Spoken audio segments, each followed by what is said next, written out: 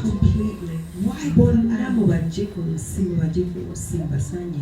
You see, these were half-breeds, half human, half supernatural.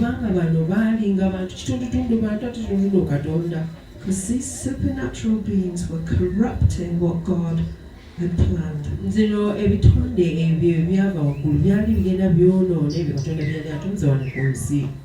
And then in Jesus' ministry, we see him sending 72 out. So Jesus is saying, hey you devil, you're on notice. I'm coming back to claim my people. Amen? Amen. Let me get the day of Pentecost. And God just manipulates the scene and what's happening. Because at this time the Jewish people have been scattered.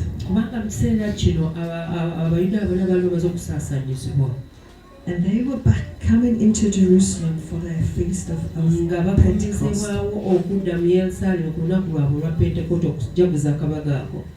So he was first sent to the Israel nation, and then to the Gentiles. So these people come into Jerusalem and 3,000 got saved. And they went back to their nations and preached the gospel. How did God manage to just get the circumstances together?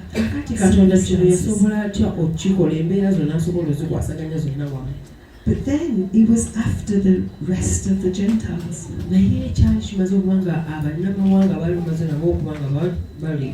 And Paul was the apostle to the Gentiles.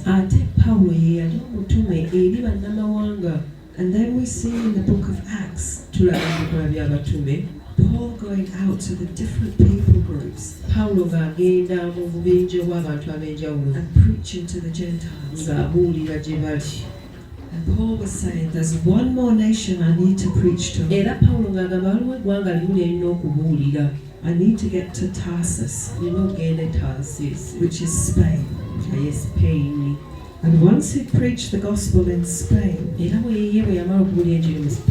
his mission was complete.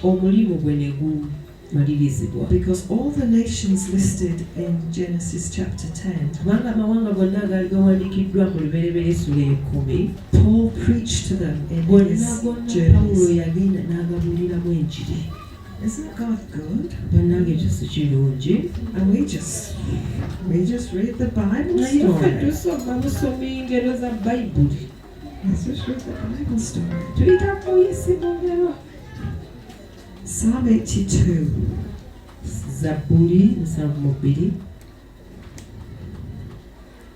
This is where God gets really mad with the spiritual forces.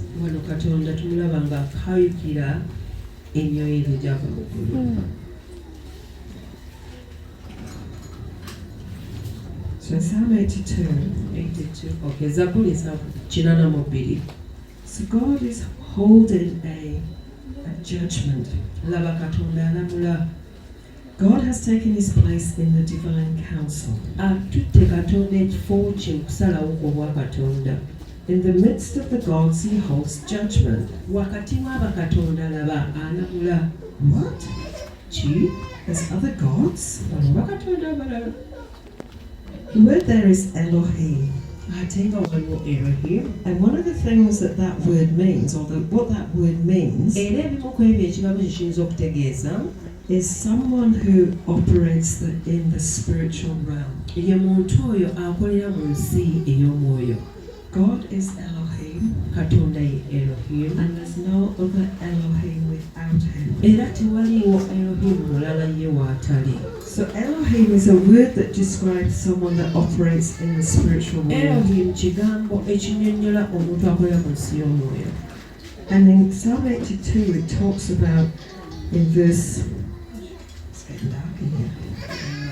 In verse 6 it says, "You are God's Son of the Most High. olw'omukaaga agamba mwe muli bakatonda abaana bakatonda wa waggulu ennyo All of them like men you shall die." bonna nga abantu mazima bajja kufa. So God is judging these supernatural beings katonda alamula bino ebitonde ebyava mu ggulu that corrupted the human family. ebyayonoona amaka ag'abantu ku nsi. Okay, that's your theology lesson. kaakati eryo ssomo litwali tulina okuyiga. So, tongues. nnimi She's put me on the spot as my friend Virginia. ayogedde nga mukwano gwange Virginia bwe yagambye. 7 o'clock. And so does Catherine. nze nkulembera okusinza wamu ne Catherine. So she's put both of us on the spot. ayogedde ebiri byetukolako naffe And era we lead worship at the Baptist Church. tukulembera okusinza mu kanisa ya Baptist. Wow! Baptists. Wow. Born again Baptists. bannange balongola aba Baptist. Some of you think that the denominational churches are not born again. abamu ku mulowooza Baptist nti era akaba si balokole. And one of the things that I love to do, and I think Catherine does as well, ebimu ku ebyo ebintu byenjagala okolanga ne Catherine and so does the Virginia, wamu ne Virginia is actually to use your tongues in worship, in song to God. kwekozesa okwogera mu nnimi mu And kusinza I Katonda. suspect some of you beautiful people that are singing do the same thing. era kizudde nga nammwe abalungi wano mba muyimba mukikola. Amen? Amen.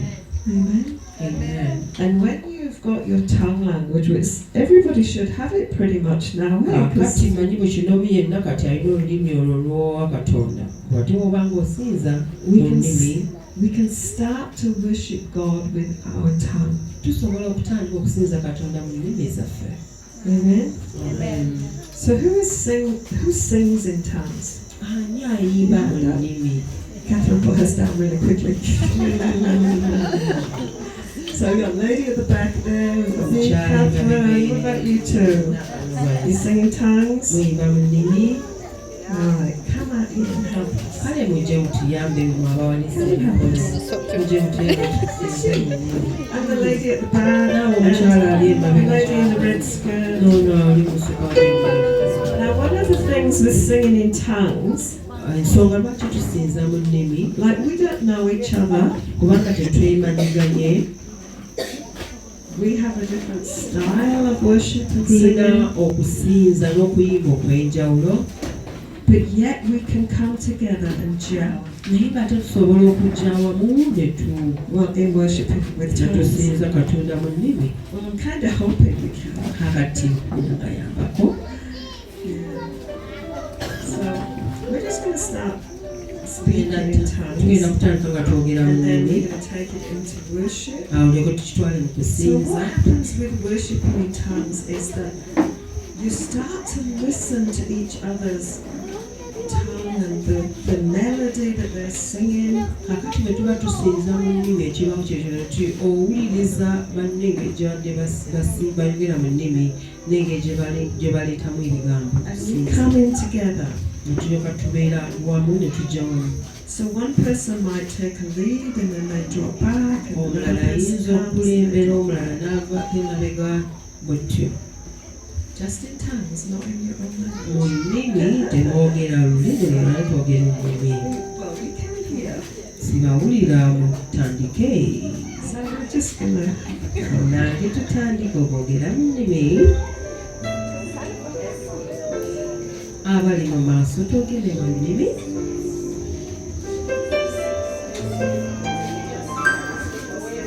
mpola mpola kendeeza.